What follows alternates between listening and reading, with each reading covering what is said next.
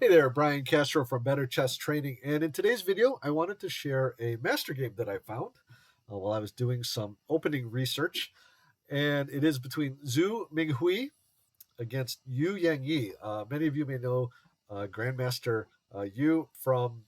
Uh, he is a super grandmaster with a FIDE rating over 2,700 against um, his opponent, who is a bit lower rated at about 2270 FIDE. Definitely not a slouch, but not on the level of his super grandmaster opponent. And what I wanted to show you is sort of, I was reading, I have a new book, Magnus Carlsen, 60 Memorable Games by Andrew Soltis. And he writes about how Magnus, much like Bobby Fischer before him, had a great endurance and able to make very strong moves for a while. And then basically other opponents, even other grandmasters, would eventually get worn down and make mistake. And this game isn't quite like that, but the general idea is that you'll see that black slowly just increases his grip on the position. So let's get right into it, and hopefully you'll see what I'm talking about. Okay, white d4, and Yu Yangyi is playing black here. Knight to f6, c4, e6, knight to f3, b6. So this could transpose into a lot of things, but this is the queen's Indian defense. Um, for anyone who's keeping track. Knight to c3, bishop to b7, e3, and d5. So, sort of this kind of can transpose from a lot of different openings, including the Queen's Gambit decline as well as the Nimzo Indian. C takes d5, e takes d5, bishop to v5 check. And the idea behind this move is that c6 kind of is kind of awkward here. Bishop to d3 and bishop to d6. And so the general idea here for black is to attack down this diagonal on the king's side, and then maybe at some point push c5. Okay, white castles, knight b to d7, and then e4, which is a typical break here in this opening for white, looking to free and open up this file. D takes e4, knight takes e4, knight takes e4, bishop takes e4, and black finds a great time to castle here with the idea that this knight is going to come to f6 to harass this bishop. But white plays knight to e5. This is sort of a unique move, at least in my database. More common is bishop to g5, and then queen to c7 and rook to c1 has been played in a handful of master games with about an even evaluation. But instead, knight to e5 kind of simplifies the game, and maybe this is white's idea because he's playing such a strong opponent.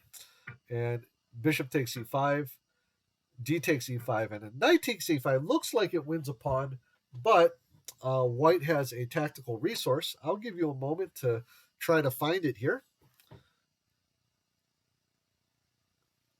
Okay, well, white wins the pawn back with bishop takes h7 check, king takes h7, and then queen to h5 check with this fork. King to g8, queen takes e5. And now we can take a look at this position. And things look pretty even. You know, white has a pawn majority on the king side. Black has this pawn majority on the queen side. But what you're going to see over the next few moves is that black has what's called the initiative, because he's going to be able to use threats to sort of push white around and obtain a maybe a slight positional advantage. Okay, so let's see how he does that. He starts out with rook to e8, attacking the queen. So the queen has to move, and then c5 unleashes this bishop. Okay, so we have opposite colored bishops, but again, with the queens on, it is not quite. It's generally thought that the bishops of opposite color are tend to be drawn, but that's more towards the end game. Whereas in the middle game, with queens on, that definitely isn't the case. In fact, it could be very dangerous because the bishops cannot defend the squares against each other because they're on opposite colors. Okay, bishop to f4 makes sense. And here, white again uses the initiative, gains another tempo here with queen to d5, threatening checkmate. And what this does is it clears the back rank so that black can use his rooks, as we'll see here. Okay, f3 to block the checkmate.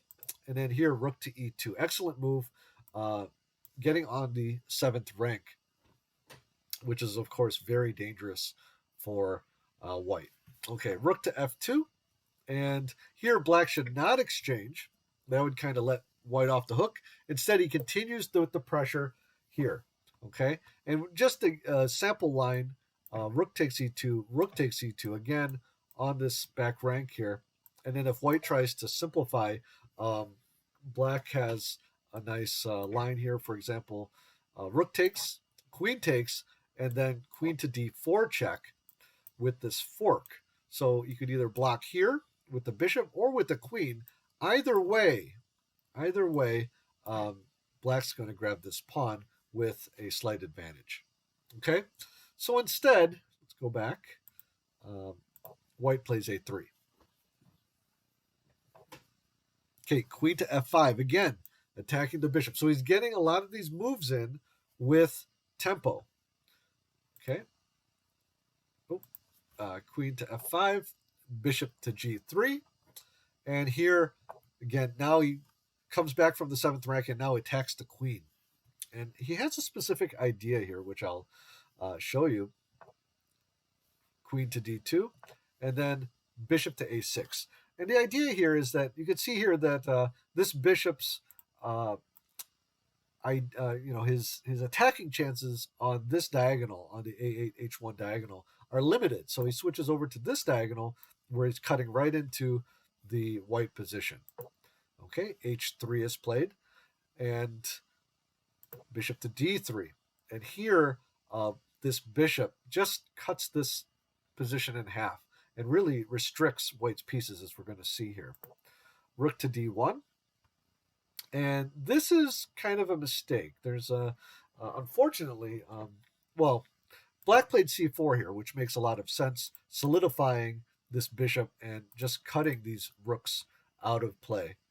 But black had another idea. Okay, in this position, black has an opportunity based on this hanging bishop on g3, and that's queen to g5. And here's an example. After king to h2, then we just simply threaten f5, looking to win this bishop with f4. Of course, can't play this because of this check, which would be terrible.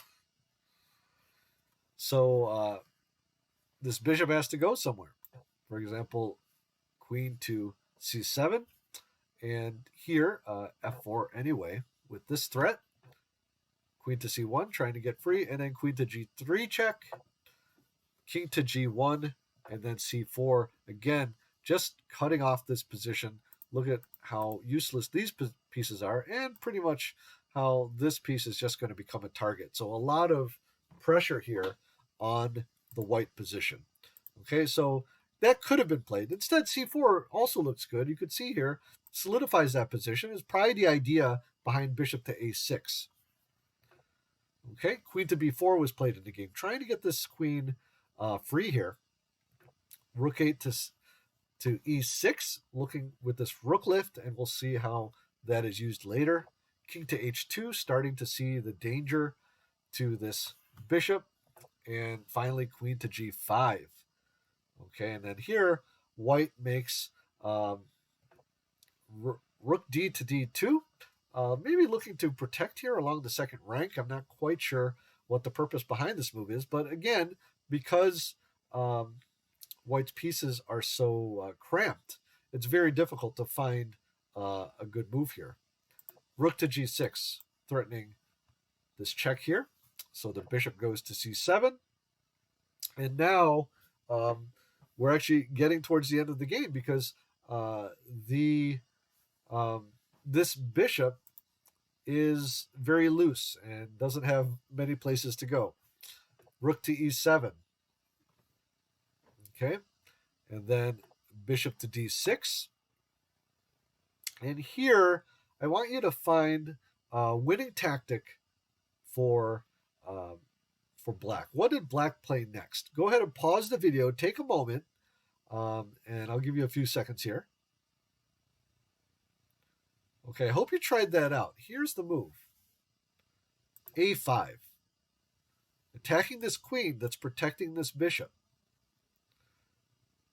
Queen takes b6. It's the only move that keeps contact with the bishop. And here's the follow-up move. So, again, pause the video and take a moment to find what black played here that caused white to resign. Well, we have a pinned piece, and it's often helpful to attack the pinned piece. So black plays rook to d8, adding a second attacker to the bishop. So the bishop can't move, and so the bishop will be lost, and therefore white resigned. Hey guys, I hope you enjoyed that video. I wanted to share that game because it wasn't a super spectacular game, but it was a game in which the Super Grandmaster just played good moves, and even against, I mean, for him maybe it wasn't super strong opposition, but his opponent was rated 2,200 FIDE, so definitely no slouch.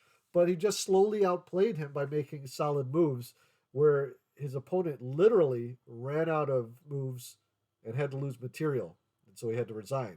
So I hope you guys enjoyed that. If you did, hit that like button down below. Also, check out my weekly e-newsletter. The sign up is also in the description down below. And I hope you guys have a great day. Talk to you soon.